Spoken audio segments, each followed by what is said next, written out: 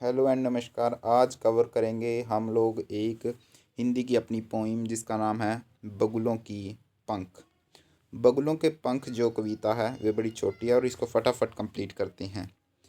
तो सबसे पहले जो लेखक है उमा शंकर जोशी, वो कहता है कि नभ में पांति बांधे बगुलों की पंख। कि नभ में पांति बांधे, कि जो आसमान है, नभ यानी कि आसमान है, आकाश में जो पांति यानी कि पंक्ति में बंधे हुए हैं कौन, बुगलों के पंख, यानी कि बुगले पंक्ति में उड़ रहे हैं। चुराई ले जाती हैं वे मेरी आंखें। कि वे जो नभ में पंक्ति में बुगले चल रहे हैं यानी कि उड़ रहे हैं, तो वो मेरी क्या आंखों को चुरा रहे हैं, यानी कि कवि उनके प्रति मोहित हो रहा है। कजरारे बादलों की छाई नभ छाया, तैरती सांझ की सतेज श्वेत काया। वो कह रहे कजरारे यानी कि जो काले काले बादल हैं उनकी जो छाई हुई है नभ में, जो आसमान है उसके अंदर काले काले बादल छाए हुए हैं। और तैरती सांझ की सतेज श्वेत काया, श्वेत काया यानी कि जो बुगले हैं वो श्वेत यानी कि सफ़ेद, वो श्वेत काया छाई हुई है किनके ऊपर, काले बादलों के ऊपर श्वेत जो बुगले हैं वो उड़ते उड़ते दिख रहे हैं।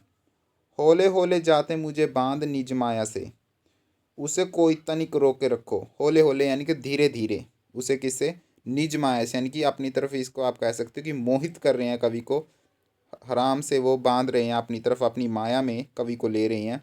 उसे कोई तनिक रोके रखो, कवि कहते हैं कि उन्हें कुछ देर कोई रोके रखे, वह तो चुराई ले जाते हैं मेरी आंखें। वो कवि की आंखें चुराई ले जाते हैं, का अर्थ ये नहीं कि उनकी आंखें चुरा रहे हैं, इसका अर्थ है कि वो उसको सम्मोहित कर रहे हैं अपनी तरफ।